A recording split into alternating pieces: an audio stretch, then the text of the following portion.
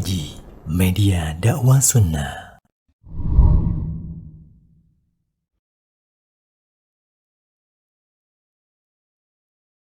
Bismillahirrahmanirrahim. Assalamualaikum warahmatullahi wabarakatuh. Innal hamdalillah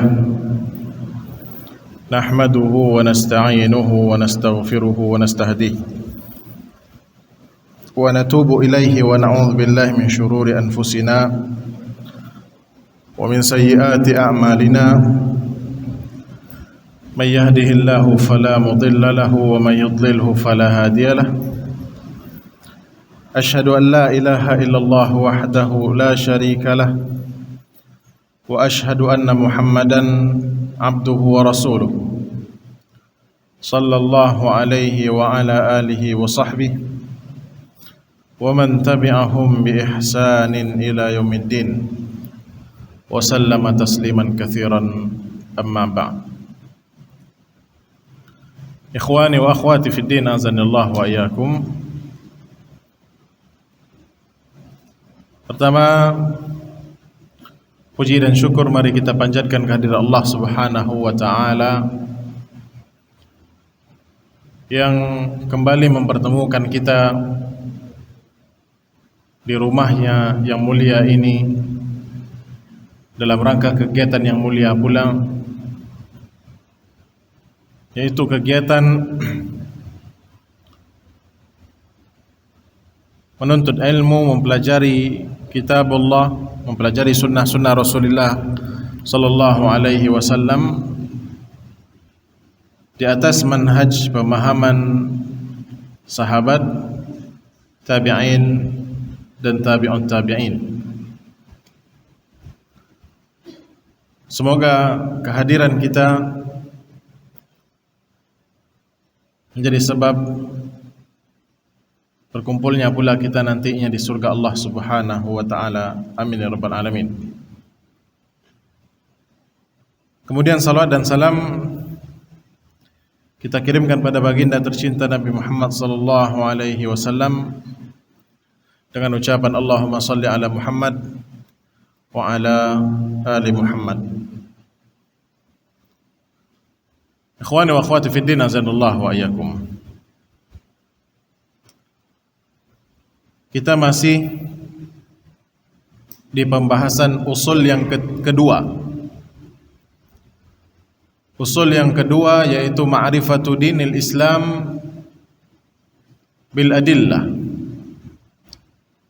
Mengenal agama Islam dengan dalil.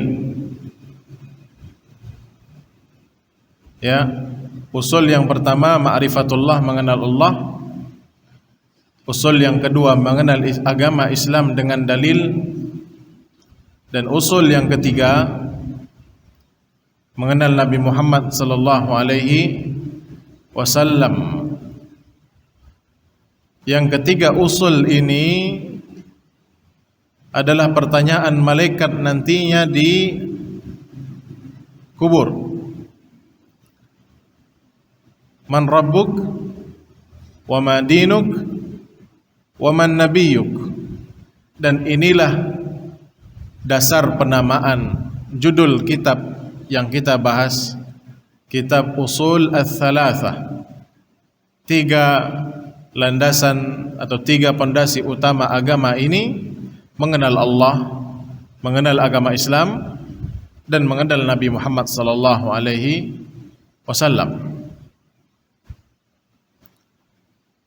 Dan untuk mengenal agama Islam, Syekh Muhammad bin Abdul Wahhab membagi ada tiga tingkatan. Tingkatan yang pertama Islam, tingkatan yang kedua iman, dan tingkatan yang ketiga ihsan. Alhamdulillah kita sudah bahas dan selesai pembahasan tingkatan yang pertama yaitu Islam, yang rukunnya ada 5: syahadat la ilaha illallah, mendirikan salat, membayar zakat, puasa, dan haji. Berikutnya kita bahas tentang al-martabatu tsaniyah, tingkatan yang kedua dari agama Islam yaitu al-iman. Ta'riful iman, definisi iman disebutkan oleh Syekh Muhammad bin Abdul Wahhab, al-imanu wa huwa bid'un wa sab'una syu'batan. Martabat yang kedua, level yang kedua, ya, tingkatan yang kedua dari agama Islam adalah iman.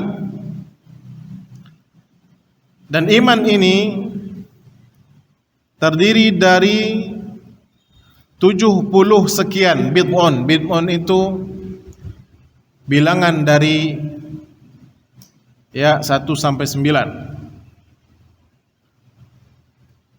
70 sekian cabang. Fa'a'laha, cabang iman yang tertinggi, qaulu la ilaha illallah, mengucapkan 2 kalimat syahadat la ilaha illallah. Wa adnaha, dan cabang iman yang paling rendah adalah imatatul adza 'anit tariq, menyingkirkan gangguan dari jalan. Kalau sekiranya menyingkirkan gangguan dari jalan adalah iman yang paling rendah, pertanyaannya, gimana orang yang malah naruh gangguan di jalan? Berarti bisa tidak ada iman lagi gitu. Iman paling rendah saja hanya menyingkirkan gangguan dari jalan. Berarti kalau itu paling rendah, orang yang naruh gangguan justru di jalan.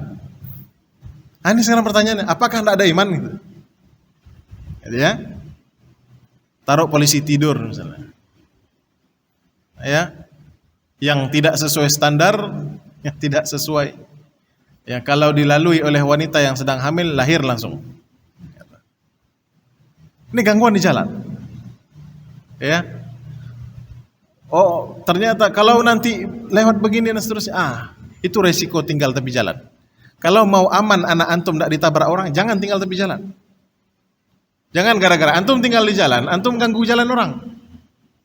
Karena jalan adalah hak umum. Oleh karena itu, kalaupun harus diletakkan di situ polisi tidur, ternyata secara peraturan negara kita sudah diatur semua, dan banyak yang melanggar aturan ini. Berarti dia melanggar 2 aturan, aturan negara dan aturan agama sekalian. Ya, karena semua aturan yang dibuat oleh pemerintah kita yang memang tidak diatur oleh syariat, maka dia jadi wajib hukumnya. Selagi dia tidak melanggar syariat, wajib hukumnya bagi kita untuk mentaati. Kalau tidak kita taati, berarti kita maksiat kepada pemerintah, otomatis langsung maksiat kepada Allah. Karena perintah untuk mentaati pemerintah itu adalah perintah Allah. Di sini masalahnya. Ya. Jadi iman yang paling rendah adalah menyingkirkan gangguan dari jalan. Polisi tidur saja gangguan, apalagi yang ditaruh itu memang paku betul, nak mencelakakan orang dia. Nah. Wal haya'u syu'batun minal iman. Dan rasa malu merupakan salah satu dari cabang keimanan. Ikhwani wa akhwati fid din, azanallahu wa iyyakum. Jadi iman ini lebih umum dari Islam. Makanya setiap orang yang mukmin sudah pasti muslim. Namun setiap orang yang mengaku muslim belum tentu mukmin. Ya. Jadi kalau ada lingkaran luar paling besar itu Islam. Dalam lingkaran yang besar ini ada lagi lingkaran yang lebih kecil. Inilah lingkaran iman. Maka setiap orang yang ada di dalam ring kedua sudah pasti dia masuk ring pertama. Ya. Dan orang yang berada di ring pertama yang paling luar belum tentu dia masuk kategori ring kedua. Ya. Dan nanti ada level yang lebih tinggi lagi, martabah yang ketiga, ini namanya ihsan. Dan ini tidak sembarang orang capai ini. Ulama pun belum tentu. Ya, ulama pun belum tentu siapa. Nah ini, jadi setiap mukmin pasti muslim, dan belum tentu setiap muslim adalah seorang yang mukmin. Ya. Jadi iman dari sisi keimanan dia lebih umum.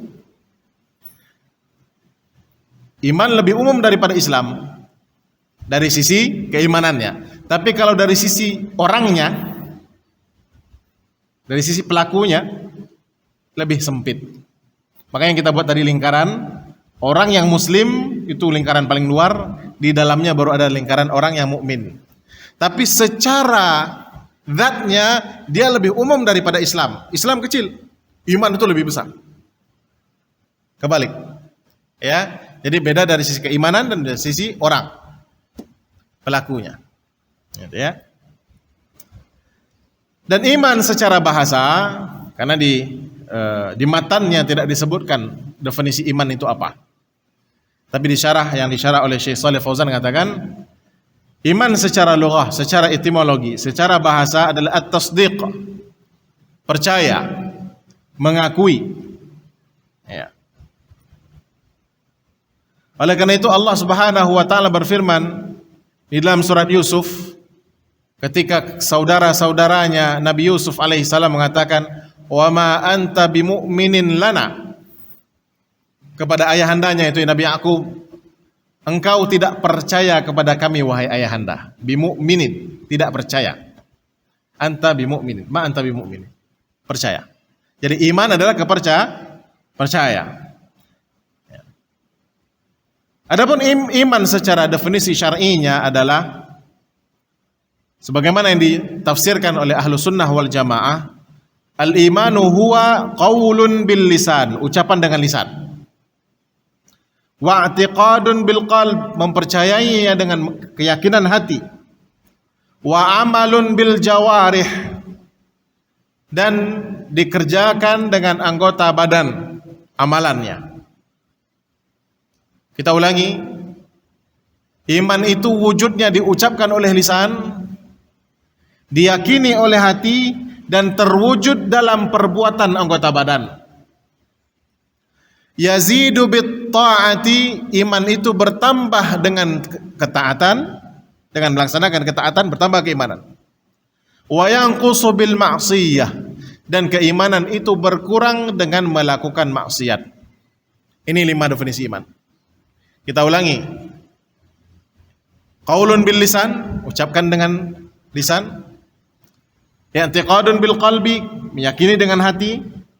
Wa amalun bil jawarihi, dan wujud dalam perbuatan amalan anggota badan. Yazidu bit ta'ati, bertambah dengan melakukan ketaatan. Wa yanqusu bil ma'siyati, dan berkurang keimanan tersebut dengan melakukan maksiat. Jadi ketika orang melakukan maksiat, apakah dia beriman? Ya, dia beriman. Tapi imannya berkurang. Oleh karena itu Rasulullah mengatakan, la yasriku sariku wa huwa mu'min, tidaklah seorang pencuri dia sedang mencuri, melainkan ketika itu dia masih statusnya mukmin. Tapi mukminnya tidak sama dengan mukmin yang sedang sholat. Ya, berbeda level imannya. Statusnya mukmin betul. Ini yang dinamakan dengan mutlaqul iman. Status keimanan. Disebutkan dia sebagai orang yang beriman, betul. Tapi bukan al-imanul mutlaq, bukan iman yang sempurna. Nah. Ini beda. Ya, mutlaqul iman dengan al-imanul mutlaq. Al-imanul mutlaq, keimanan yang sempurna hanya ada dimiliki oleh orang yang beriman dan beramal soleh, tidak melakukan maksiat. Tapi orang yang melakukan maksiat, status keimanannya tetap betul. Selagi dia belum melakukan maksiat yang dilakukan, tidak sampai mengeluarkan dia dari keimanannya, tapi imannya berkurang. Imannya sedang turun.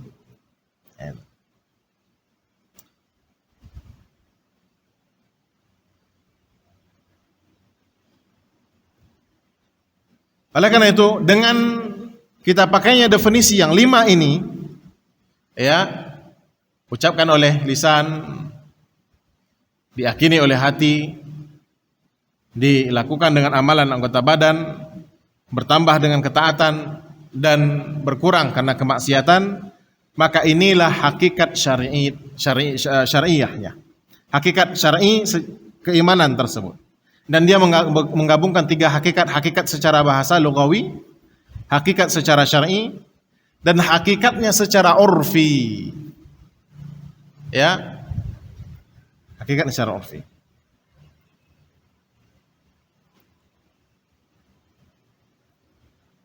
Taib. Jadi iman diucapkan dengan lisan. Maksudnya bagaimana? La budda minan nutqi wal i'tirafi bil lisan.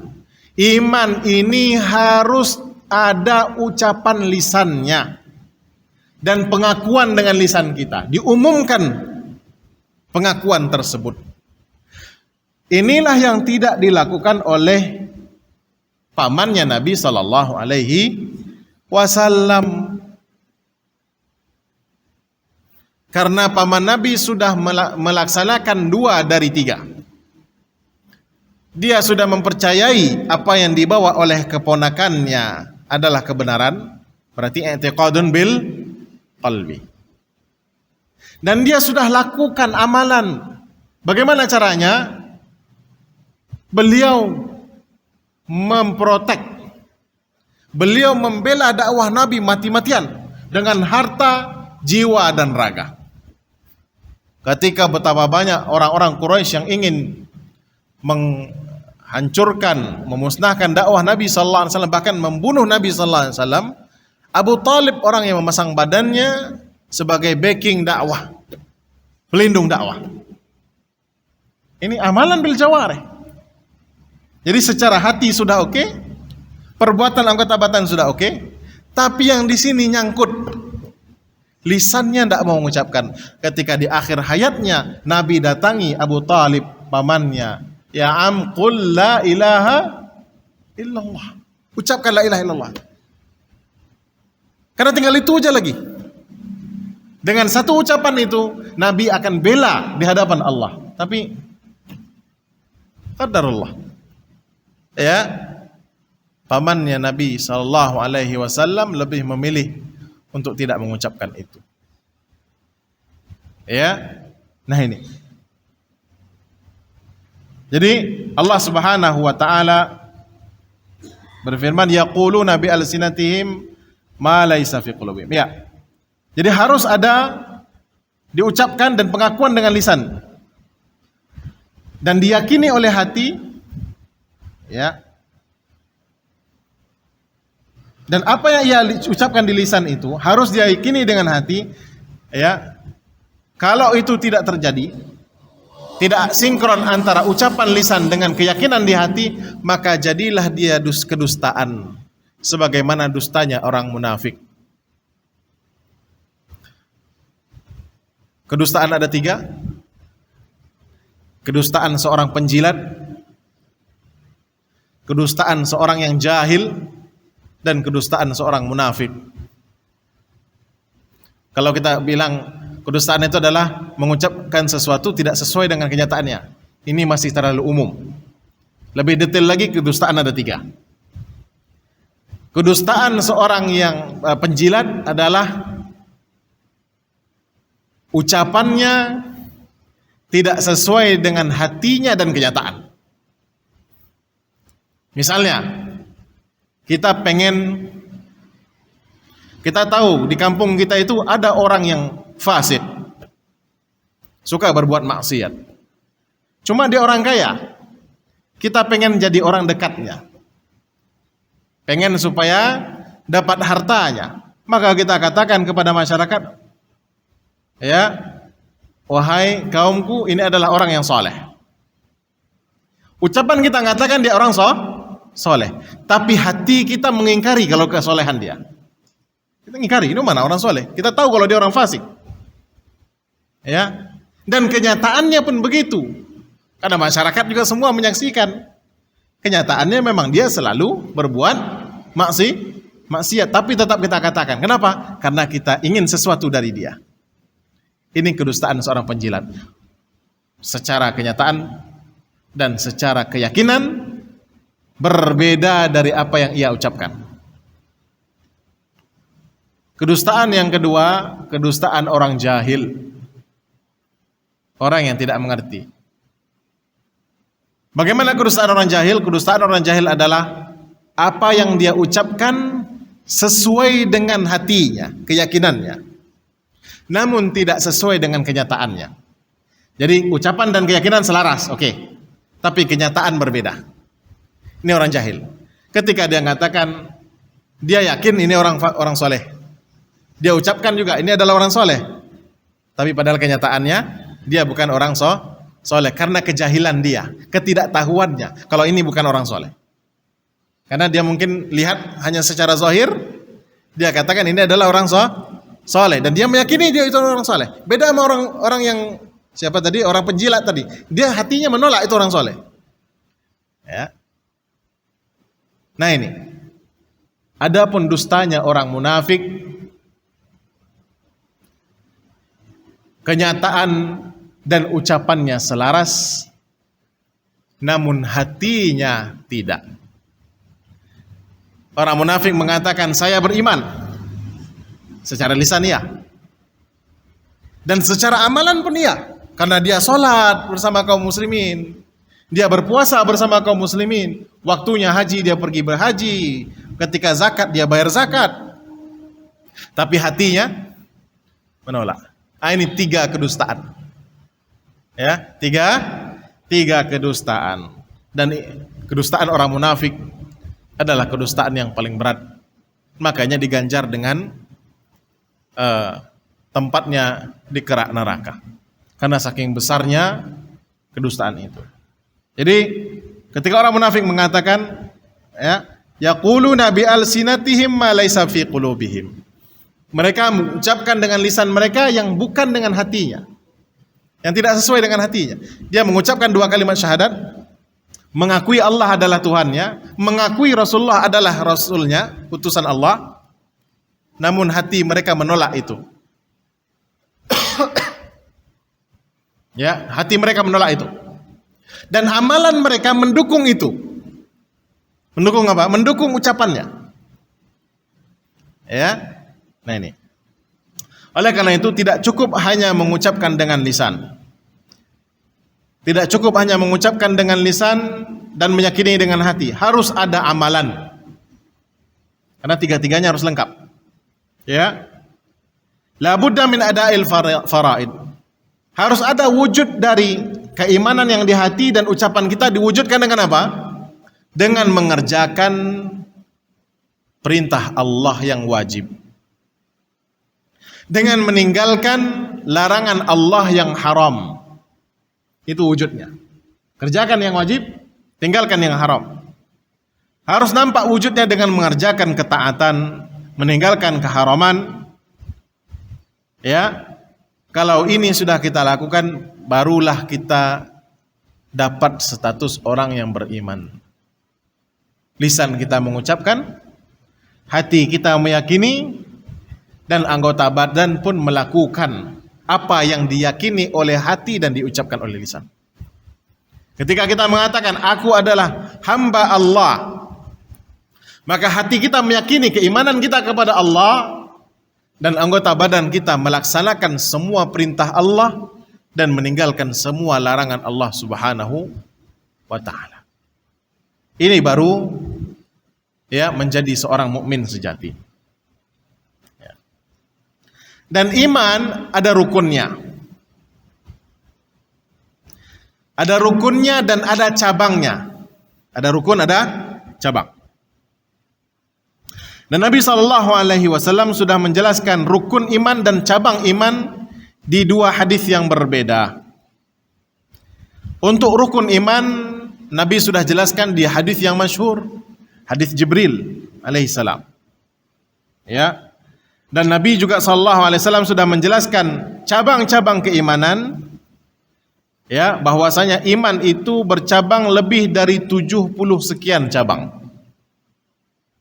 Ya. Yang sebagaimana kita sebutkan di matan tadi, paling tingginya adalah la ilaha illallah, dan paling rendahnya adalah menyingkirkan gangguan dari jalan. Mengucapkan la ilaha illallah itu apa? Qaulun, ucapan, lisan. Paling rendahnya apa? Imatatul adza 'anit thariq, menyingkirkan gangguan dari jalan. Itu apa? Perbuatan anggota badan.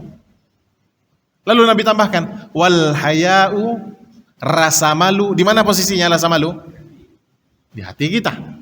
Perbuatan hati itu. Ya, di hati kita. Wal haya'u syu'batun minal iman, bagian dari keimanan. Jadi kalau ada rasa malu, kita bersyukurlah, kita berarti itu bagian dari keimanan. Masih ada di hati kita. Ya. Nah, coba lihat di dalam hadis Rasulullah lengkap sebutkan, mulai dari ucapan lisan, yaitu mengucapkan la ilaha illallah, perbuatan anggota badan dengan menyingkirkan gangguan dari jalan, dan hati kita dengan adanya rasa malu. Termasuk dengan ibadah-ibadah sebelumnya yang kita sebutkan, ada rasa takut, ada rasa harap, ya, itu semua kita gantungkan. Rasa tawakal kita gantungkan kepada Allah. Itu adalah semua, ya, ikrarnya hati kita terhadap keimanan. Bagian dari keimanan semua itu. Ya. Masyaallah muslimin rahimani wa rahimakumullah. Iman dan Islam kalau disebutkan berbarengan, maka masing-masing punya makna sendiri. Ya. Tapi kalau yang disebutkan satu saja, iman saja atau Islam saja, maka keduanya bergabung. Bagaimana itu? Ketika iman dan Islam kita sebutkan berbarengan, berarti Islam hal-hal yang berkaitan dengan amalan zahir, dan iman berkaitan dengan amalan batin. Tapi kalau kita sebutkan aja agama Islam, berarti termasuk di dalam agama Islam itu baik perbuatan zahir ataupun batin. Jadi bergabung dia, iman dan Islam. Atau iman saja. Anda mukmin? Ya, saya mukmin. Berarti mukmin dengan segala zahir dan batin. Kalau hanya satu sebutkan. Tapi kalau apakah muslim dan apakah mukmin dipisah, berarti terpisah dia. Kalau disebutkan berbarengan Islam dan iman, berarti Islam berkaitan dengan yang zahir dan iman berkaitan dengan yang batin. Ini dalam hal penamaan. Ya. Kemudian Nabi SAW bersabda sebagaimana di matan tadi, 70 sekian. Atau ada riwayat yang lain yang mengatakan 60 sekian cabang. Ya. Ada dua riwayat di sini. Dan lafaz situn itu di riwayat Imam Muslim. Lafaz sab'un itu di riwayat Imam Bukhari. Dan di riwayat yang situn 60 sekian itu diriwayatkan oleh Imam Muslim. Dan keduanya dari hadis Abu Hurairah radhiyallahu anhu. Bid'un, apa itu bid'un? Bid'un dari 3 sampai 9. Ya. Jadi kalau dibilang bid'u asyar atau sekian belas, antara 13 sampai 19. Ya. Kalau disebutkan bid'un aja, berarti ini bilangan antara 3 sampai 9. Kalau sudah disebutkan bid'un wa sab'un, berarti 70 sekian antara 3 sampai 9 cabang. Ya. Dan syu'bah cabang, qit'atun minasyai', potongan sesuatu. Jadi syu'bah itu berarti potongan keimanan. Jadi la ilaha illallah adalah sepotong keimanan, menyingkirkan gangguan dari jalan sepotong keimanan, dan rasa malu adalah juga potongan dari keimanan. Itu namanya syu'bah. Ya. Kemudian kata Nabi sallallahu alaihi wasallam, a'laha, ya,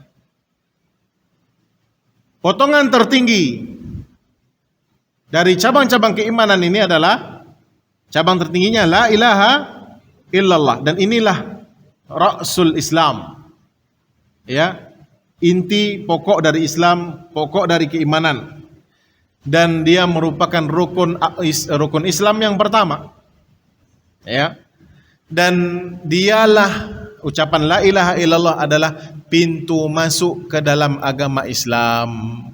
Apabila seseorang ingin masuk ke dalam agama Islam, kalau sebelumnya belum masuk agama Islam, maka pintu masuknya adalah mengucapkan la ilaha illallah Muhammadar Rasulullah. Kenapa harus diucapkan? Karena harus diumumkan. Ya, harus diumumkan. Karena kalau dia tidak mau mengumumkan, berarti dia masih meragukan. Hatinya belum mantap. Makanya harus ada pengucapan. Kenapa? Ini menunjukkan ketegasan keimanannya, ketegasan keyakinan yang ada di dalam hati, dia ucapkan. Lalu nanti baru pembuktian dengan amalan.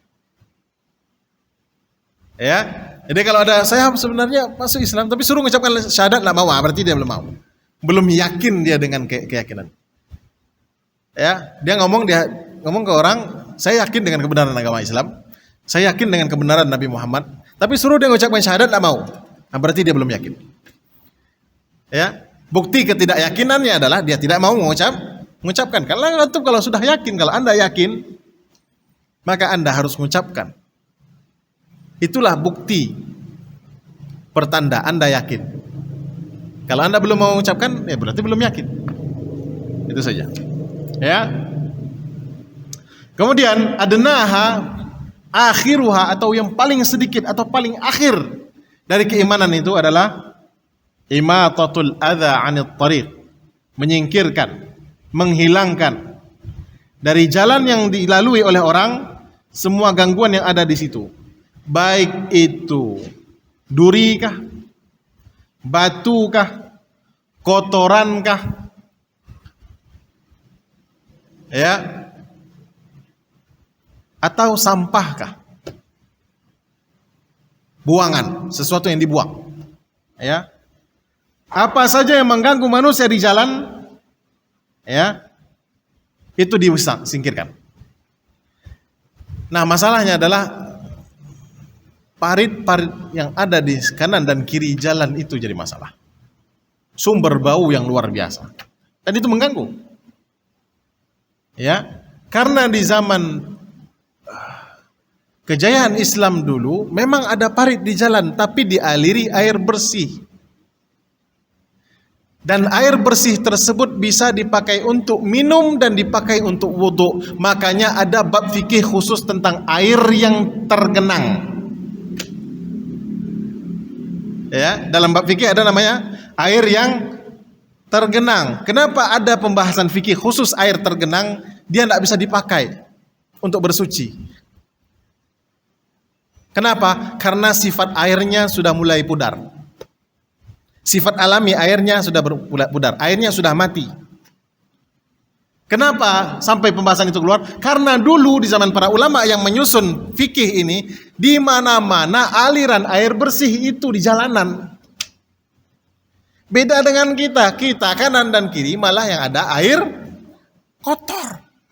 Semua orang mencampakkan kotorannya ke tengah jalan. Ini sebenarnya penyimpangan. Dan ketika ya, ada sebagian kaum muslimin yang berangkat ke sebagian negeri kufar, ternyata dia temukan paritnya bisa dihidupi oleh ikan tertentu yang tidak bisa kecuali di air bersih saja. Ternyata paritnya bersih.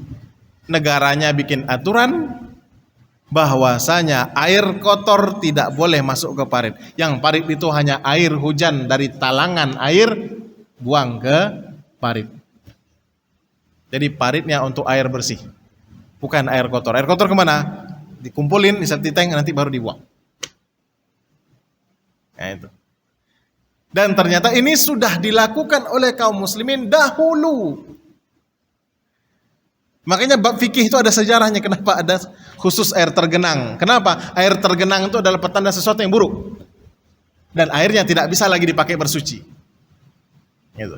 Harus air yang mengalir. Karena air yang mengalir dia memberi kehidupan. Nah itu. Dan sebenarnya kalau kita minum air sungai yang alami itu sehat. Dengan syarat belum dikontaminasi. Tapi sekarang malah justru subhanallah. Karena kejahilan kebanyakan kaum muslimin tidak mengamalkan syariatnya walaupun katanya seorang muslim tapi tidak menjalankan Islamnya, hasilnya keburukan yang terjadi, bukan? Nah ini. Sebenarnya syariat ini betul-betul rahmatan lil alamin, itu ini buktinya. Bukan hanya mengatur amaliyat ibadah kita kepada Allah, tapi juga mengatur bagaimana kita kaum muslimin menjaga lingkungan dan alam semesta. Ini yang jadi rahmatan lil alamin, sampai segitu loh sebenarnya. Jadi kotoran-kotoran ini ternyata adalah lebih rendah dari iman paling rendah. Ya, oleh karena itu semoga ada solusi. Minimal masing-masing kita tidak lagi gantungkan plastik itu di depan rumah gitu. Yang baunya menyebar kemana-mana, yang setiap orang yang lewat terganggu oleh bau itu, dosanya subhanallah ngalir ke kita. Atau minimal nanti di hari kiamat pahala kita harus transfer ke dia. Ya. Dan tanpa kita sadari, subhanallah. Kita merasa tidak melakukan, kita merasa tidak menzolimi orang itu. Makanya Rasulullah sebutkan, orang yang tidak antum kenal nanti akan datangi minta jatah pahala ke antum. Rupanya kenapa? Karena bau tak sedap yang gara-gara kita perbuat, yang baunya menyebar kemana-mana dan itu terzolimi orang lain. Dan ini paling terancam adalah perokok. Antum tahu banyak orang susah nafas ketika antum dengan enaknya ngudut sendiri, ada ibu-ibu yang terganggu, ada anak kecil yang terganggu, wanita hamil yang terganggu, orang yang sedang sesak napas yang terganggu. Itu baru urusan asapnya, belum abunya. Sambil berkendara pula masuk ke mata orang, kecelakaan dan seterusnya. Mudarat itu akan mengundang mudarat yang lain. Maksiat itu akan mengundang maksiat yang lain, sadar atau tidak sadar. Namun begitu pula ketaatan akan mengundang ketaatan yang lain. Kebaikan akan mengundang kebaikan yang lain. Ya. Jadi meletakkan kotoran, gangguan di jalan hukumnya haram. Karena jalan itu ada untuk dilalui. Dan gangguan yang melintang di jalan tersebut akan menghalangi orang untuk jalan di situ. Atau minimal membuat orang tersebut terancam bahaya oleh gangguan atau apapun yang kita lemparkan ke jalan tersebut. Sebenarnya haram. Kita khawatir sekarang pesta di jalan misalnya. Ketika antum yang mau jalan di situ, dongkol nggak? Itu saja pertanyaan. Dongkol atau tidak? Dongkol, khalas, itu sudah pertanda. Makanya Rasulullah katakan apa? Istafti qalbak. Tanya ke hatimu masing-masing. Tanya ke nuranimu masing-masing. Ini kan hal yang berkaitan dengan dosa. Ya. Apa itu dosa? Sesuatu yang mengganjal di hatimu. Kalau orang sudah dongkol kepada kita, itu berarti sesuatu yang tidak apa? Tidak baik. Itu pasti ada unsur dosa di situ. Istafti qalbak. Tanya dirimu masing-masing. Kalau kita di posisi itu bagaimana? Oleh karena itu sangat tidak syar'i. Saya katakan sangat tidak syar'i. Saya tidak mau mengatakan ahlun nar wala syai'. Tapi kita katakan sangat tidak syar'i antum mengadakan suatu acara dengan memakan badan jalan. Karena fungsinya bukan itu. Dan gak ada yang suruh antum tinggal di tepi jalan, gak ada. Kita yang sendiri yang mau tinggal di tepi jalan. Ngerti ya? Oh nanti anak-anak ketabrak ya. Itu tanggung jawab antum menjaga anak antum. Jangan sampai ketabrak. Dan itu adalah resiko Anda tinggal di tepi jalan. Kalau tidak mau, masuk ke dalam. Cari yang lebih dalam gangnya, yang lebih tenang, yang tidak dilalui oleh masyarakat umum. Salas sudah. Adapun acara, silahkan cari tempat lain. Ya. Dan negeri yang penulis Usul Thalathah ini, ya, di negerinya orang buat acara tidak di rumah, tapi di gedung. Ya, kalau tidak bisa ya cari. Makanya dulu nenek moyang kita Indonesia pakai sistem namanya alun-alun itu sistem. Itulah fungsinya. Ada kenduri masyarakat semua di situ, bukan di rumah masing-masing, enggak. Ya, karena kalau adatnya dipaksakan di rumah, ya syukur kalau rumahnya muat, alhamdulillah. Kalau enggak muat, syukur kalau rumahnya bisa untuk mengadakan acara. Kalau tidak, akan memaksakan diri, takalluf, mengganggu orang lain pula, ini termasuk. Ya, oleh karena itu saya ulangi sekali lagi, terakhir, bahwasanya mengadakan acara pesta dengan memasangkan tenda, memakan jalan, menghalangi jalan orang yang harusnya dia mungkin lapang, segera menyelesaikan urusannya, gara-gara kita harus putar dulu. Jangan-jangan ketika putar itu, orang tersebut mendapatkan musibah yang tidak diinginkan, atau kehilangan rezeki yang harusnya mungkin boleh jadi jatahnya untuk dia. Jadi terhalang rezeki orang. Gara-gara sekian seperdetik, dia mau ngejar kesepakatan tertentu, akhirnya kesepakatannya batal. Ada orang yang sedang sakit, yang harusnya dengan jalan tersebut dia bisa segera ditangani, tidak tertangani, akhirnya meninggal. Dan banyak mudarat-mudarat lain. Jadi wajar kalau ini diletakkan sebagai adnal iman, serendah-rendahnya iman. Kalau itu juga masih kita langgar, berarti apakah masih punya keimanan kita? Itu pertanyaan istilahnya. Sindiran Rasul sallallahu alaihi wasallam. Di mana hati nurani kita? Nah, itu. Sebagai contoh, subhanallah, ini diberikan contoh oleh Syekh Shalih Fauzan. Ayyuqifa sayyaratahu fit tariq, letakkan parkir mobil di jalan. Loh, contoh dari syekhnya, subhanallah. Contoh dari syekhnya, apakah membahayakan? Enggak sebenarnya, cuma mengganggu sangat, iya. Nah. Hadza minal adza, kata Rasul. Kata Syekh Saleh. Ini bagian dari gangguan jalan. Irsalul ma' minal baiti fit tariq, hadza minal adza. Air bocor dari rumah kita buang ke jalan. Ini gangguan. Akhirnya becek. Akhirnya orang jalan harusnya kering, nyaman, enggak nyaman, basah-basah sepatu orang, kemudian keciprat lagi, dan seterusnya. Itu banyak mudaratnya. Belum lagi nanti kalau air itu berlanjut dan dalam waktu yang lama merusak jalan yang harusnya jalannya mulus jadi berlubang dan seterusnya. Ya. Kemudian kata beliau lagi, wad'ul qumamat fit tariq, hadza minal adza, naruh sampah di jalan. Ini termasuk gangguan. Ya. Sawa'an kana tariq fil balad au fil baladi au fil bar. Ya. Baik ini jalannya adalah jalan gang atau jalan besar. Ya. Watul hijarah, naruh batu. Polisi tidur itu kan batu itu. Atau kayu. Ya, besi di jalan orang. Atau sedang bangun rumah, kerikil dan pasirnya makan jalan. Ini gangguan. Ya. Mengganggu, itu hak jalan, ikhwan. Itu hak jalan.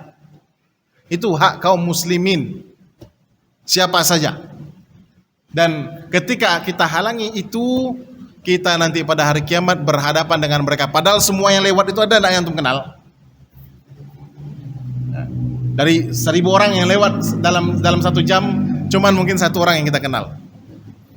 Itu semua akan nuntut pahala kepada kita. Habis pahala, dosa dia yang transfer ke kita. Ini akhlak. Padahal kita membahas keimanan kan? Tapi merembetnya ke akhlak, ke sosial kehidupan kita hari-hari. Subhanallah. Ya, ini bahas akidah tapi jauh. Karena itulah agama rahmatan lil alamin tadi. Ini menunjukkan fadlul Islam, kemuliaan agama Islam itu ini. Ya. Jadi inilah syariat Islam, namun kaum muslimin beda lagi halnya. Ya. Hafrul hufar, begitu juga melubangi jalanan. Ya, ini semua gangguan di jalan. Ya. Maka oleh karena itu apabila ada seorang muslim yang datang lalu dia singkirkan gangguan tadi, dia lapangkan jalan itu, ini menunjukkan keimanan dia. Ya. Dan meletakkan kata Syekh lagi, fawad'ul adha fit tariq min syu'abil kufr. Meletakkan gangguan di jalan merupakan cabang kekufuran. Subhanallah.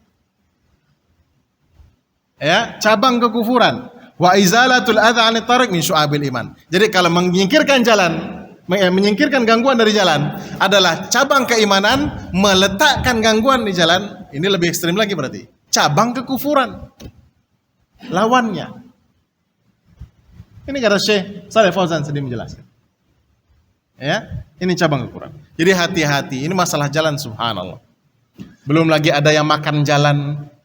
Contoh, dia buat rumah lebih tinggi daripada jalan, otomatis dia butuh penghubung antara rendah jalan dengan tanah rumah dia yang tinggi. Apa yang dia buat? Dia buatlah jembatannya, makan jalan. Bisa sampai semeter itu dia makan jalan. Setengah meter, 1 meter. Paham kan yang saya maksud? Ya. Yang benar bagaimana? Yang benar adalah buat peningginya itu di dalam pagar antum, jangan di luar pagar antum. Jadi buat pagarnya sejajar dengan jalan dulu. Untuk naik ke tanah antum yang lebih tinggi itu dibuat di dalam pagar, jangan di luar pagar. Kalau di luar pagar, karena segini saja, itu kalau motor bisa terjungkal. Ya kan? Apalagi yang bawa motor ibu-ibu pula lagi. Saja terkejar dia udah goyang-goyang, tumbang, apalagi dengan adanya itu. Ya. Lebih riskan dan banyak mudarat, sangat banyak mudarat, dan bahkan mudarat itu sampai mengancam nyawa ikhwan. Jadi ini termasuk gangguan jalan. Antum makan jalan, apalagi jalan, belum lagi nanti bikin pagar, dia makan jalan sekian senti. Apa kata Rasulullah sallallahu alaihi wasallam? La'natullah ala man ghayyara manaral ard. Allah melaknat orang yang memindah-mindahkan atau menggeser patok-patok tanah. Tanah antum cuman segitu, tapi dia bikin pagarnya lebar, besar, tiangnya mungkin diameter sekian meter, tiang pagarnya, sehingga yang dia setengah meternya masuk ke dalam jalan. Harusnya kita berkorban agar jalan lebih lapang. Itulah adna al-iman. Tapi antum makan itu jadi salah satu syu'abul kufr. Ya, ini hati-hati. Saya agak kesal soalnya karena memang ini jadi praktek umum di tengah kaum muslimin. Praktek umum, seenaknya dan seolah-olah tidak ada rasa takut. Seenaknya potong mindahkan patok itu seolah itu bukan sesuatu yang padahal itu dosa besar, sangat besar, luar biasa. Kalau segala dosa yang dibarengi dengan kata laknat berarti dosa besar. Ya, dan ini cara taubatnya agak repot ikhwan, karena ini memakan hak orang lain, maka cara taubatnya agak repot. Kalau antum nggak sholat, taubat urusan kita hanya dengan Allah. Tapi ini urusannya sesama manusia, harus dikembalikan dulu hak itu, baru taubat kita diterima. Kalau enggak, status kita tetap berdosa. Karena ini berkaitan dengan hak orang. Kembalikan Pak. Kalau patok tanah itu pernah kita geser, pernah kita merasa menggeser patok tanah orang, ya 1 senti pun dia itu adalah neraka. Maka kembalikan. Tobat kita nggak akan diterima sampai itu dikembalikan. Kembalikan. Lebih baik itu tanah jadi tidak bertuan daripada kita yang ambil. Biarlah itu tanah tak bertuan. Yang penting kita tahu ukuran tanah kita segini dan kita tahu itu ada lebih, tak, biar aja. Ya, biarkan. Dan apalagi kalau itu jelas jalan. Bahkan kalau kita mengorbankan tanah kita untuk jalan, itulah sedekah jariyah yang setiap hari dilalui orang, pahalanya mengalir kepada kita. Malah itu yang kita bikin jadi sumber dosa jariyah. Berbalik kan? Harusnya pahala jariyah menjadi dosa jariyah. Sebagaimana tadi, ini harusnya cabang keimanan menjadi cabang kekufuran. Ya. Kemudian akhwat fid din azanillahu wa iyyakum, wal haya'u syu'batun minal iman. Al haya', rasa malu adalah akhlak. Sebuah akhlak yang Allah jadikan, Allah tanamkan kepada manusia. Allah tanamkan dalam manusia.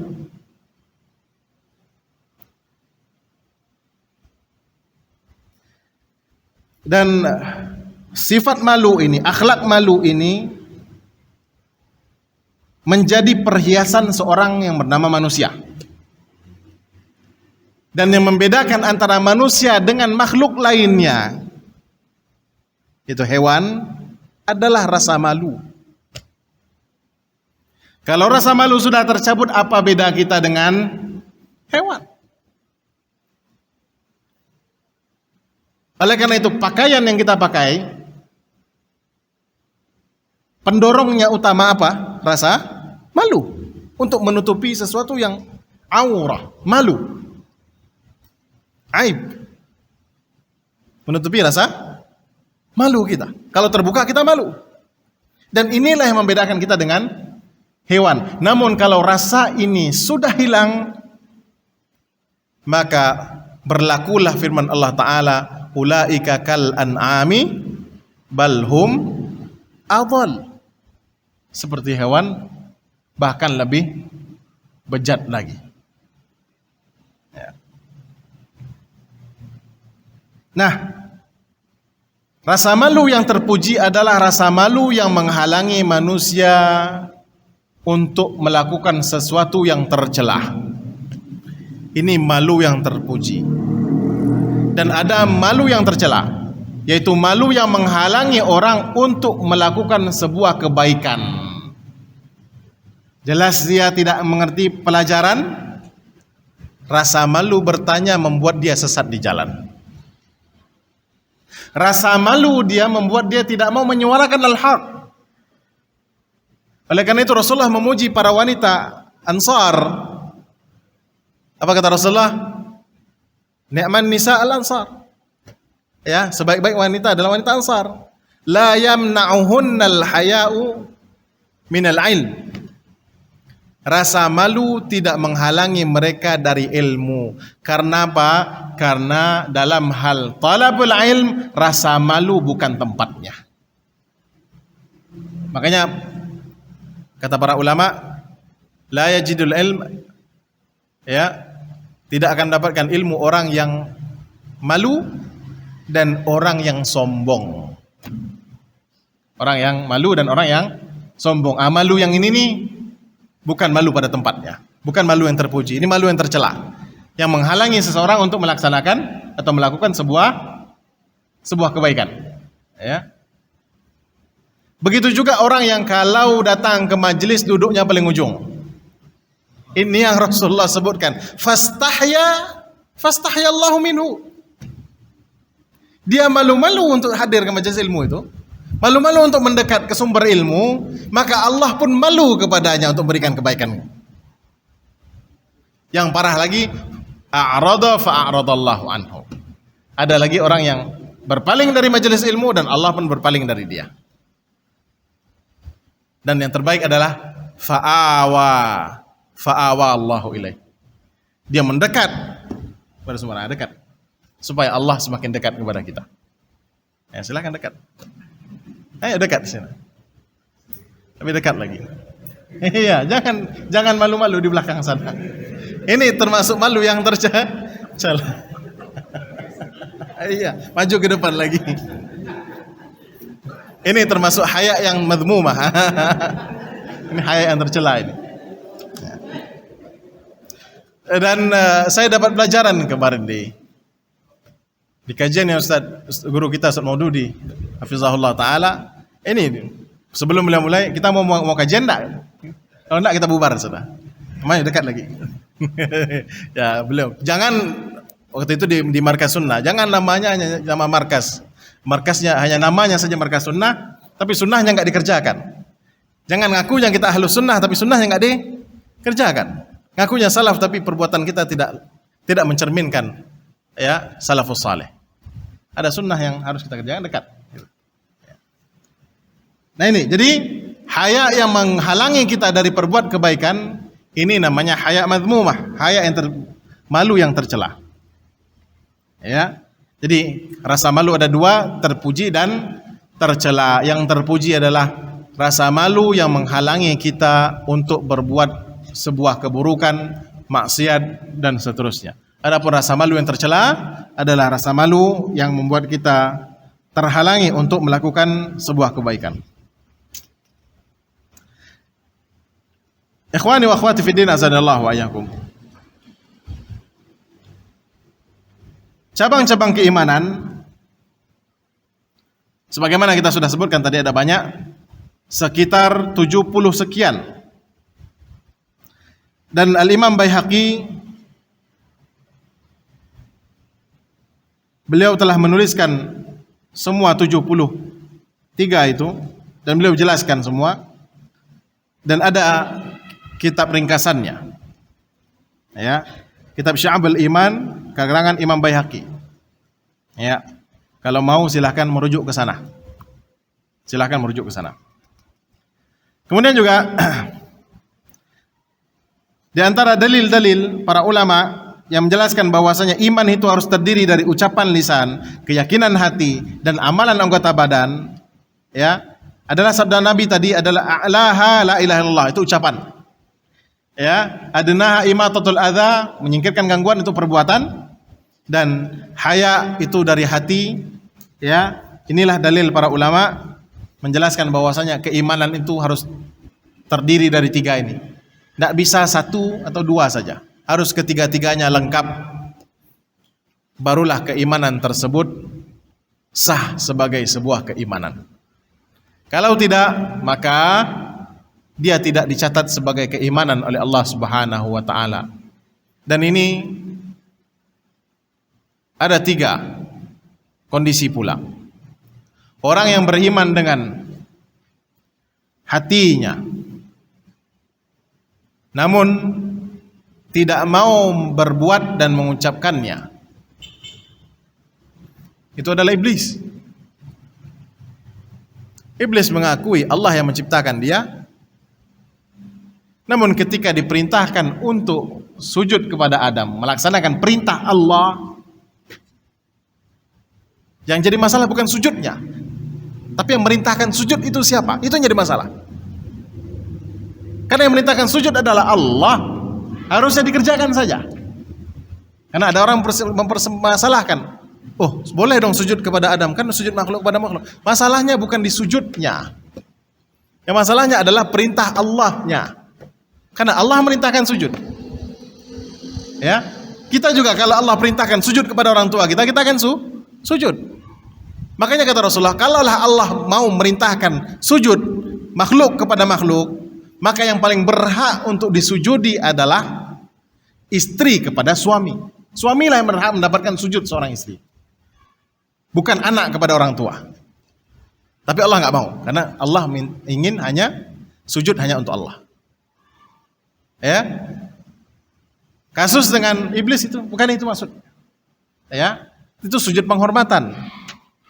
Intinya adalah kalau Allah yang suruh sujud, maka kita sujud. Tapi karena Allah tidak menyuruh atau bahkan melarang, maka kita tidak sujud, tidak sungkem dan tidak seterusnya.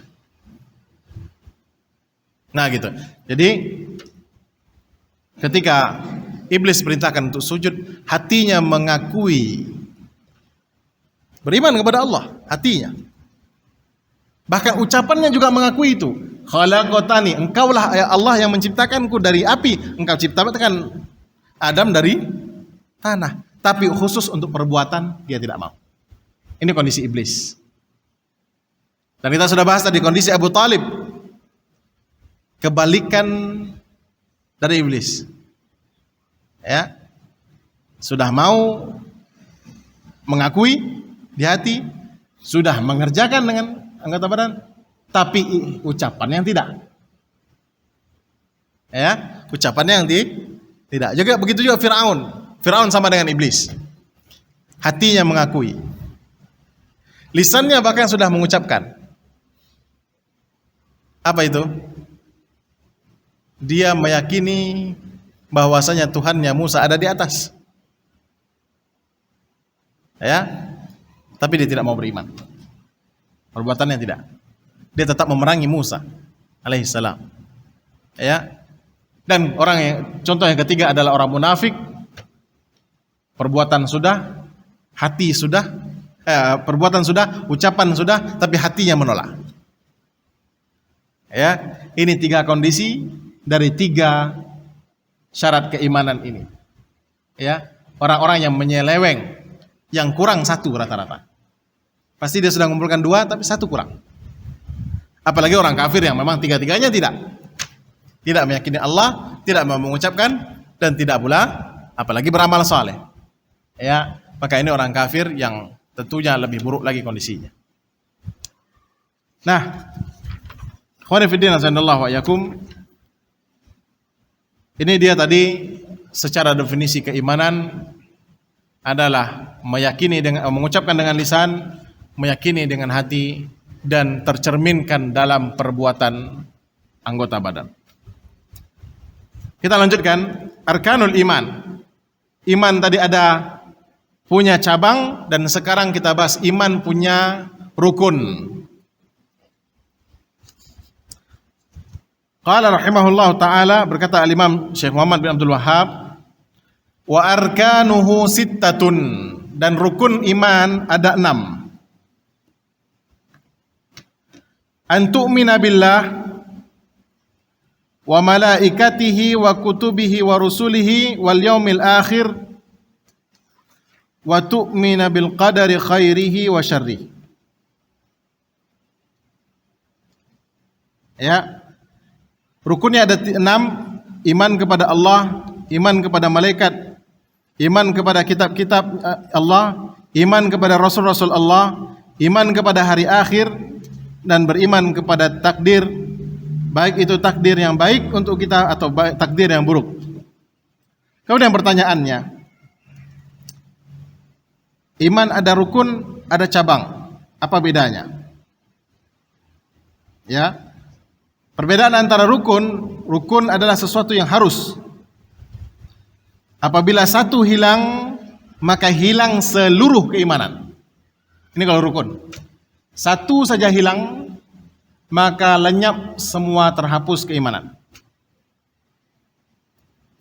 Adapun cabang, dia penyempurna. Ketika satu hilang, tidak menghilangkan seluruh keimanan. Tidak. Oleh karena itu ketika orang meletakkan gangguan di jalan, apakah otomatis dia jadi orang kafir? Enggak. Karena keimanannya masih ada. Ya. Karena kehilangan cabang iman tidak menghilangkan keseluruhan iman. Tapi kehilangan rukun iman, satu saja rukun iman yang kita ingkari. Misalnya kita tidak mau beriman kepada satu malaikat. Ya, karena kufur terhadap satu malaikat, kufur terhadap seluruh malaikat. Ya. Maka hilanglah iman. Iman kepada Allahnya tidak berlaku, iman kepada Rasulnya tidak berlaku, iman kepada hari akhirnya tidak berlaku, iman kepada takdirnya pun tidak berlaku. 1 dari 6 hilang semua. Adapun yang 70 sekian tadi, kalau 1 hilang, dia tidak menghilangkan semua. Ya, karena rukun adalah tonggak tiang. 1 tiang hilang maka runtuhlah bangunan. Ya, Adapun cabang-cabang ranting keimanan ini, dia ibarat temboknya. Kalau ada tembok yang diruntuhkan, selagi yang diruntuhkan itu bukan tiang, bahkan ada gedung yang bisa berdiri hanya tiang saja tanpa tembok. Tapi tembok inilah penyempurnanya. Barulah indah bangunan tersebut kalau temboknya sempurna. Kalau satu yang jebol, rumahnya pun tidak indah lagi. Ya, nah ini. Tapi kalau tiangnya yang diruntuhkan, maka runtuhlah semua rumah itu. Tak bisa tegak lagi dia. Nah ini. Itu bedanya rukun dengan cabang. Ya, arkan dengan syu'ab.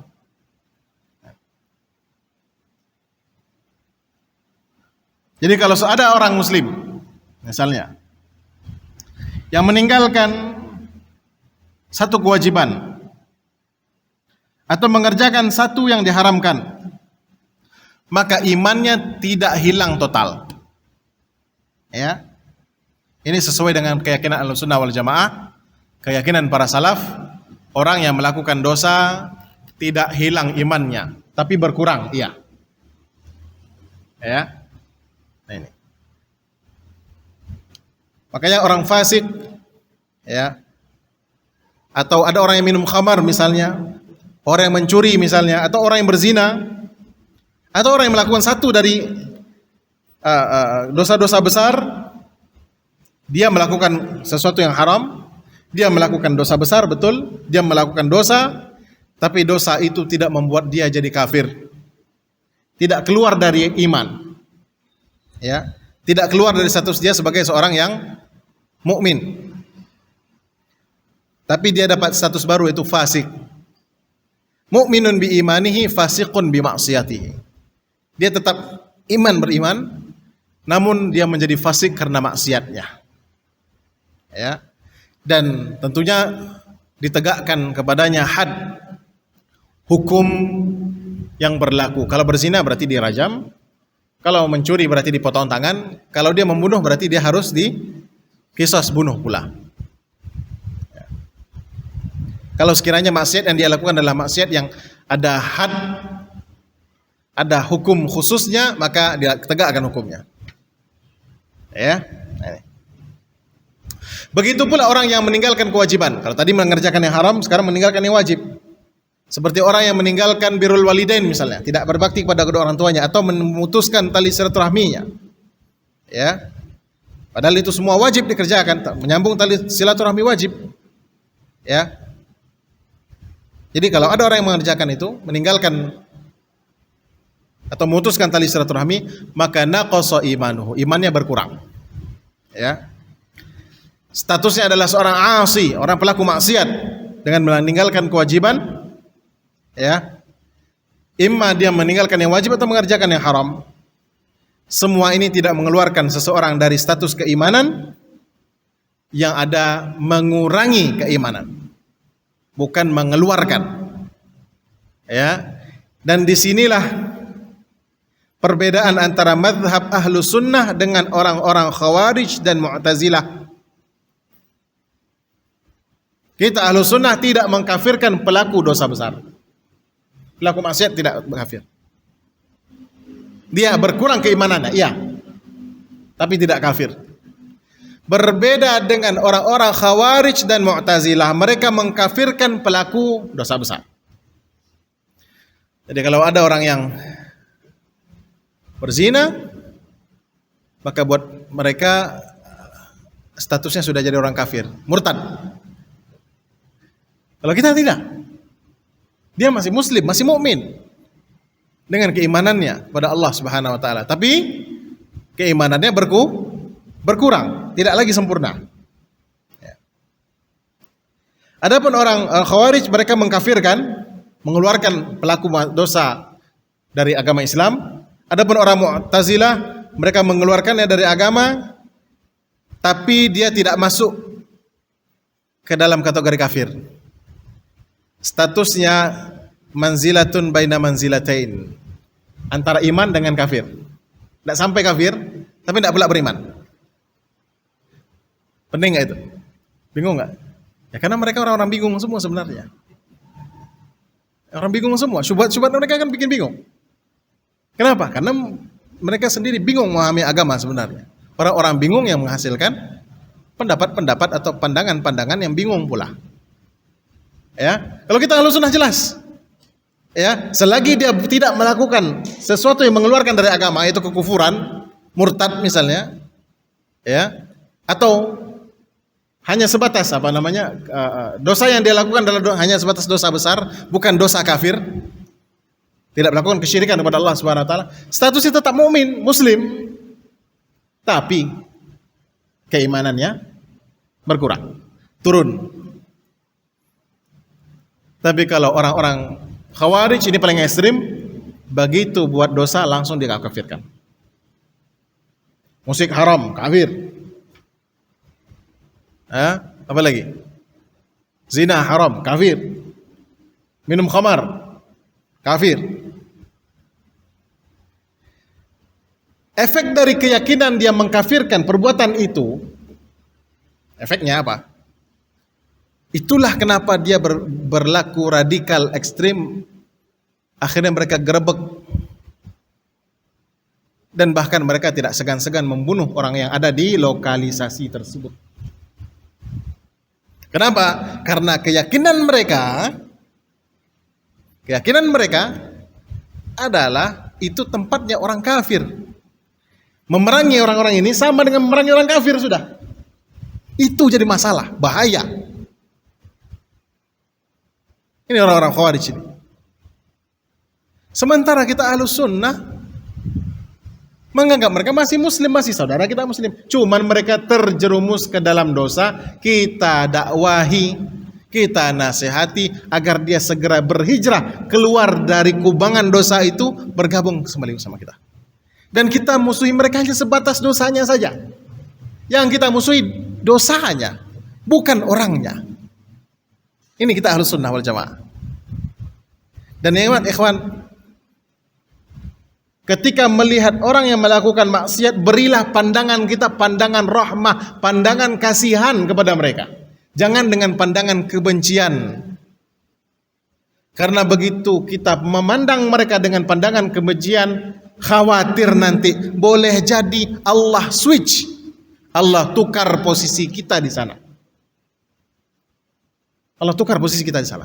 Jangan pernah memandang sinis kepada pelaku maksiat, tapi pandanglah dengan pandangan rahmah, rasa kasihan, karena saudara atau saudari kita tersebut masih terjerumus dalam kubangan dosa, dan kita selalu mengulurkan tangan untuk segera menarik dia keluar dari situ dan merangkulnya kembali bersama-sama kita menuju jalan ketaatan. Ini yang benar. Inilah prinsip Ahlus Sunnah wal Jamaah. Berbeda dengan Khawarij, langsung sinis, langsung vonis kafir, babat, bantai, habis. Ini berbahaya. Ini Khawarij. Mu'tazilah keluar dari Islam tapi tidak sampai kafir. Nah, gimana tuh? Dia keluar dari Islam, dibilang apakah orang Islam? Tidak, dia sudah ada Islam lagi. Oke, apakah dia orang kafir? Tidak, dia tidak kafir pula. Jadi antum berada di posisi antara dua. Ini namanya manzilah, posisi baina manzilaitain, antara dua posisi tadi. Posisi iman atau posisi kafir. Dibilang iman enggak, dibilang kafir enggak. Cuman itu pula. Ada tempat antara surga dan neraka, nak.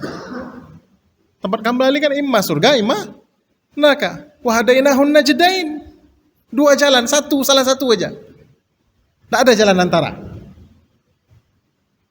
Ya. Nah ini, jadi imma masuk surga, imma masuk neraka, khalas. Imma kafir, imma muslim. Tapi mereka tidak, dia posisi dua, antara dua itu. Nah ini orang bingung. Ini kita sebut tadi orang bingung. Maka paling selamat adalah Ahlus Sunnah wal Jamaah. Dia tetap muslim, tapi dia jatuh kepada kemaksiatan, berkurang keimanannya. Begitu dia bertaubat kepada Allah dan kembali ke jalan yang hak, maka dia kembali lagi sempurna imannya. Jadi ingin iman kita sempurna, perbanyak ketaatan, jauhi kemaksiatan. Itu kuncinya. Ya. Nah, inilah mazhab mubtadi' kata beliau, kata Syekh Saleh Fauzan. Mukhalifun lil adillah, karena menyelisihi dalil yang ada. Ya. Menyelisihi prinsip Ahlus Sunnah wal Jamaah. Dan sebab kenapa bisa terjadi seperti ini adalah karena minimnya istidlal mereka, kemampuan mereka untuk mengambil istidlal. Ya. Karena mereka mengambil dalil tentang ancaman dan mereka meninggalkan dalil tentang janji-janji kebaikan yang Allah berikan. Mereka ini adalah orang-orang yang berputus asa dari rahmat Allah intinya. Makanya kita diperingatkan oleh para ulama jangan sampai beribadah kepada Allah karena roja saja berlebihan tanpa khauf. Sebaliknya, jangan beribadah kepada Allah dengan khauf saja tanpa roja. Harus balance, harus seimbang. Makanya kata para ulama, roja khauf dan roja adalah dua sayap seorang mukmin. Satu hilang maka jatuhlah burung tersebut, tidak lagi bisa terbang. Keduanya harus ada. Ketika kita beribadah harus disertai rasa harap roja dan disertai rasa takut khauf. Orang yang berharap yang memilih roja saja terlalu berlebihan dalam rojaknya, maka dia dengan entengnya berbuat dosa. Kenapa? Karena dia dengan mudahnya menganggap Allah Maha Pengasih, sehingga akhirnya dia bermudah-mudahan berbuat dosa. Kan nanti Allah Maha Pengasih, kan Allah akan ampunkan, kan Allah akan gini, lanjut aja lah dosa. Ini terlampau roja. Sebaliknya ada terlampau khauf. Walhasil apa? Ketika dia sudah berlebihan khaufnya, yai'as min rahmatillah, akhirnya dia merasa putus asa dari rahmat Allah. Begitu dia berdosa, dia menganggap dia menjadi penduduk neraka kekal abadi selamanya. Tidak ada lagi ampunan dosa. Dan ini berbahaya. Inilah kenapa Khawarij itu ada ini. Karena mereka fokus kepada ayat-ayat yang berkaitan dengan ancaman, neraka. Tidak ada rasa ampunan itu tidak ada. Ya. Berbeda kondisinya dengan Murji'ah. Mereka berlebihan terhadap roja, sehingga mereka menganggap orang yang melakukan dosa imannya tetap full. Kalau orang Khawarij, begitu dia melakukan dosa imannya langsung hilang. Bukan berkurang, tapi hilang. Nah, ini dua yang bertolak belakang. Tapi kita Ahlus Sunnah wal Jamaah ummatan wasata, ndah.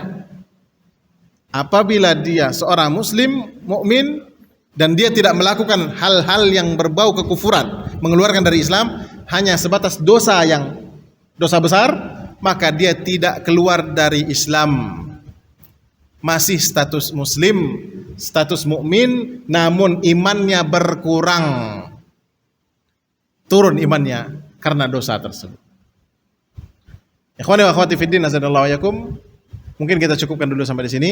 Sebelum kita tutup, apabila ada pertanyaan, kita persilahkan, baik itu lisan ataupun tulisan.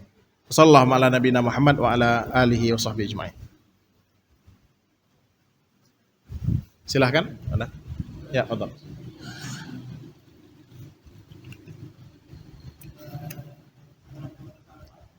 Gimana?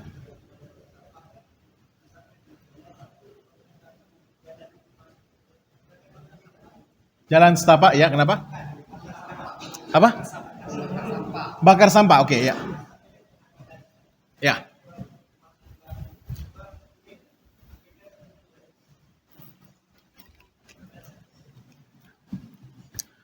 Bakar sampah secara peraturan negara bagaimana? Aturan oleh negara kita gimana? Sebagian negara itu mengharamkan. Singapura, Malaysia nggak boleh kita bakar sampah. Ya. Kenapa? Karena memang ada. Ya, belum lagi karbon dioksidanya, baunya dan seterusnya. Ini enggak boleh. Kecuali memang bakar daging itu beda cerita. Wanginya menyenangkan. Tapi kalau baunya tidak menyenangkan untuk orang, nah ini, gitu ya. Jadi kalau usahakan jangan bakar sampah. Kecuali memang kita jauh dari pemukiman, nah, intinya kan orang lain. Ini kan hubungan antara hablum bainan nas. Kan kita harus mengumpulkan antara hablum minallah, oke, dan hablum minallah minan nas juga oke. Karena yang memerintahkan hablum minan nas adalah Allah. Gitu ya. Karena banyak ini udah ngaji, sholatnya rajin, puasanya luar biasa, tapi berurusan sama orang, nah, bisa. Mulutnya nyakitin orang terus. Atau kalau berhutang afwan akhi terus. Andalannya itu afwan akhi. Ini bayarnya pakai afwan akhi. Atau prinsipnya kalau ikhwan kita hajar terus. Oh kan ikhwan kita. Ya, ikhwan kita tuh butuh hidup ikhwan. Berarti antum bukan ikhwan berarti sebenarnya. Ngerti ya? Karena ikhwan itu justru berusaha bagaimana saudaranya hidup gitu. Tapi ini malah mematikan saudaranya. Berarti bukan ikhwan hakiki ini sebenarnya. Ya, musuh hakiki. Berkedok ikhwan. Nah itu. Jadi kalau bisa aja bakar sampah hindari. Kalau bisa dihindari, hindari. Beda kondisinya kalau memang jauh dari pemukiman. Alhamdulillah ini anak terapkan pribadi. Daripada ini kalau di Pekanbaru ya, daripada anak biarkan sampah itu di depan rumah berhari-hari, karena memang waktu itu tinggal di kondisi di mana tidak ada tukang sampah yang ambil, ya. Karena kan biasanya ada swadaya masyarakat dulu untuk ada truk sampah ngambil. Nah kebetulan waktu itu tinggal di tempat yang tidak ada ngambil. Apa yang anda lakukan? Anda antar ke tempat TPS yang langsung di tepi jalan. Karena nanti itu akan diangkut oleh dinas kebersihan. Dan alhamdulillah kita tidak ada bau. Dan sementara di sebelah rumah, wah subhanallah. Itu dia gantung di situ berhari-hari, sudah berbelatung, dan baunya nyebar kemana-mana,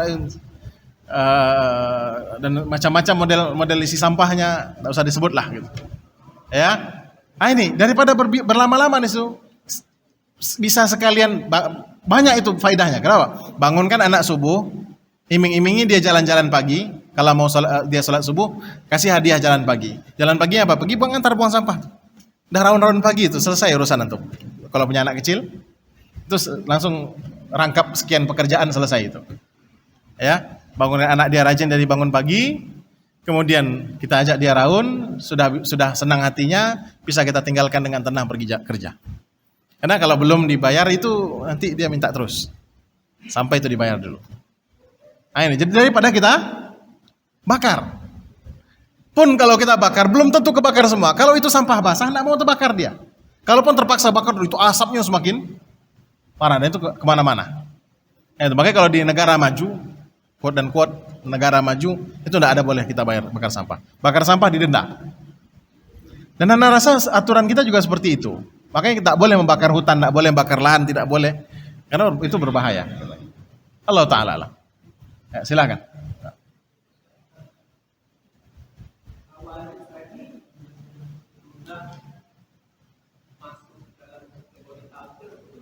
Yang mana? Khawarij apakah masuk dalam kategori kafir? Mereka disebutkan oleh Rasulullah SAW masih umatku, masih umat Muhammad. Sataftariqu ummati, umatku akan terpecah belah, termasuk di antara Khawarij yang masuk neraka. Tapi Rasulullah statusnya sebut apa? Umatku. Ya. Umatku. Berarti dia masih umat Nabi Muhammad. Bukan keluar dari Islam. Ya, karena kalau sudah keluar dari Islam bukan umat Nabi Muhammad lagi. Ya, status mereka masih umat Nabi Muhammad, masih statusnya muslim, tapi menyimpang di akidahnya. Yang penyimpangannya tidak sampai mengeluarkan dia dari Islam. Dan itu penyimpangan akidah. Ini membuktikan bahwasanya akidah itu banyak lagi penyimpangan-penyimpangan yang bertingkat-tingkat, tidak satu tingkat semuanya keluar dari Islam. Nah, walaupun Rasulullah ancam dengan neraka mereka, tapi mereka bukan keluar dari Islam, masih saudara kita muslim. Makanya Ali bin Abi Thalib ketika menghadapi orang-orang Khawarij, apa kata Ali? Hum ikhwanuna, mereka saudara-saudara kita, baghaw alaina, tapi melampaui batas menyerang kita. Akhirnya harus diperangi. Jadi mereka tetap diperangi, dibantai bersihkan oleh Ali bin Abi Thalib. Tapi status mereka tetap Muslim.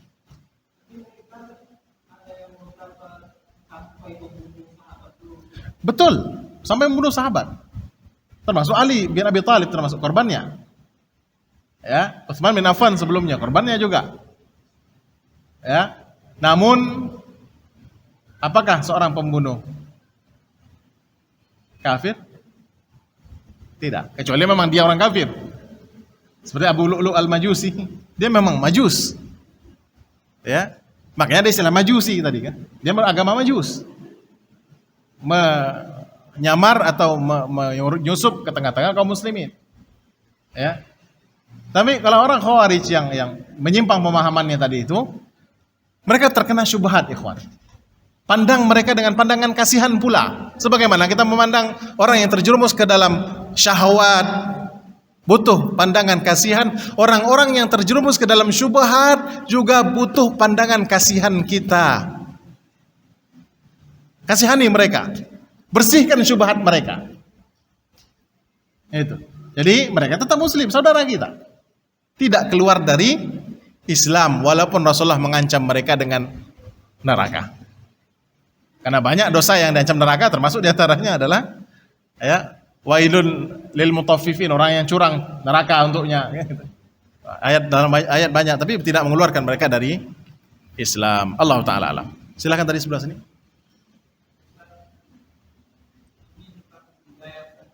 Ya, oke, ya.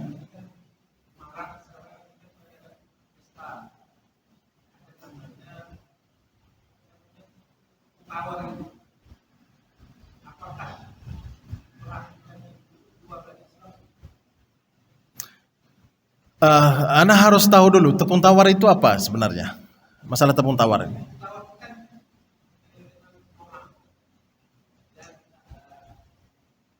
Apakah ada unsur kesyirikan di dalamnya? Itu saja. Kalau sekiranya dia adat yang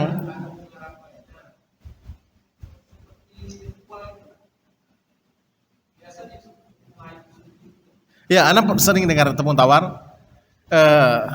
Apakah ya, bid'ah mungkin? Ya. Tapi apakah bid'ahnya sampai kan bid'ah banyak tingkatan? Apakah bid'ahnya sampai bid'ah kepada kekufuran? Ya, bid'ahnya sampai kekufuran. Kalau ada unsur kufurnya di sana, ada unsur kesyirikan di sana, maka khawatir kita itu terjadi.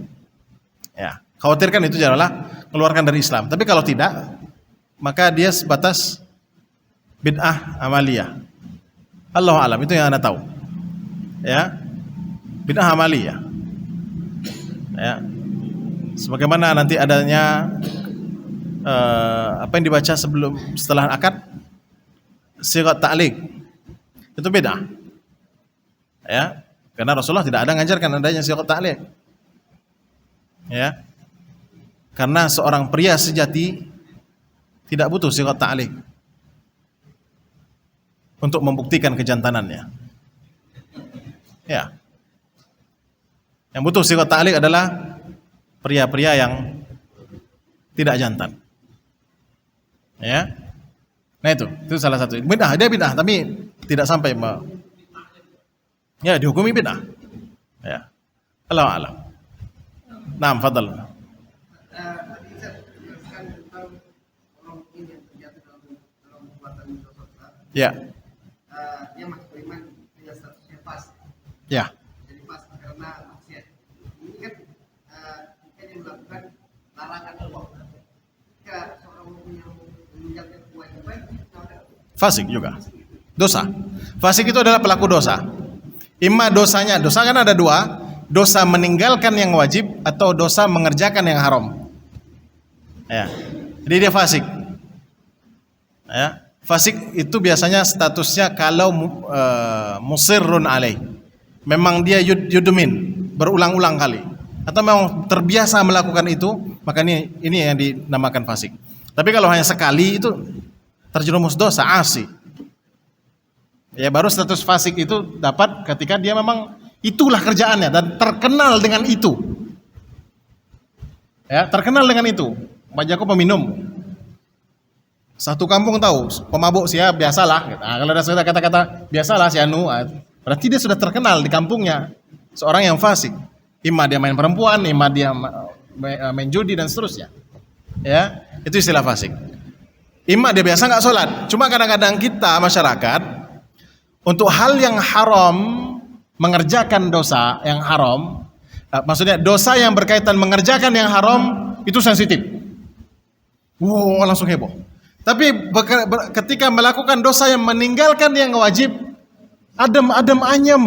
Padahal dosa meninggalkan yang wajib jauh lebih besar daripada dosa mengerjakan yang dilarang, maksiat, yang haram. Ini tingkatannya. Tingkatan dosa itu meninggalkan yang wajib lebih tinggi, lebih besar dosanya meninggalkan sholat daripada berzina. Cuma di masyarakat kita timbangannya kebalik. Kalau enggak sholat itu biasa. Tapi kalau berzina,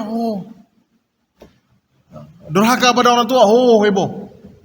Berzina sama ibunya lagi. Tapi riba biasa aja. Padahal riba lebih tinggi, sama statusnya. Kalau nggak sholat biasa saja. Bahkan biasa masjid tidak azan. Padahal itu jauh lebih besar dosanya daripada semua yang haram tadi. Timbangan mana yang lebih berat, mana yang lebih berat inilah yang namanya fikih. Makanya di antara para sahabat yang terkenal itu Mu'adz bin Jabal, pakar halal dan haramnya. Disitulah bedanya orang yang belajar itu dengan yang nggak belajar. Oleh karena itu jangan berhenti belajar. Itu kuncinya. Kadanglah dapat status ikhwan ini, sesama ikhwan pengajian, seolah-olah salafi itu kartu, ada KTP-nya gitu, KTP salafi. Lah dapat KTP salafi lah terjamin surga. Padahal enggak. Ya. Penjamin surga kita itu ya amalan kita.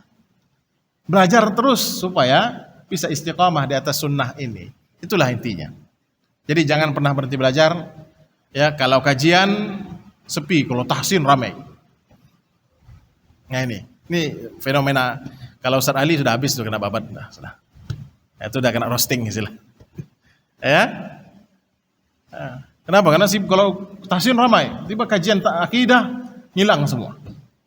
Padahal akidah inilah yang menyelamatkan dia ketika ada fitnah terjadi, ketika ada masalah terjadi, dia sudah ngerti.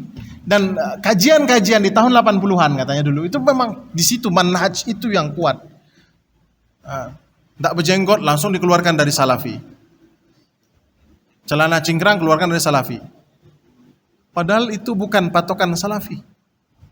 Patokan salafi adalah manhaj akidah antum. Berjenggot pun dia, bercadar pun perempuannya, tapi kalau manhajnya dan akidahnya menyimpang, maka dia menyimpang. Makanya barusan ada akhwat yang awalnya akhwat pakai jumpa pers membuka cadarnya. Berarti kan bukan semua akhwat yang bercadar itu selamat, ikhwat. Nah ini. Karena cadar sekarang sudah satu tren, bukan bukan penanda seseorang itu ahlus sunnah atau bukan. Ahlus sunnah atau bukan itu terlihat dari pemahamannya terhadap manhaj salaf yang hak. Allah Ta'ala alam, kita cukup sampai sini. Subhanakallahumma bihamdik, asyhadu an la ilaha illa anta, astaghfiruka wa atubu ilaik. Wassalamualaikum warahmatullahi wabarakatuh.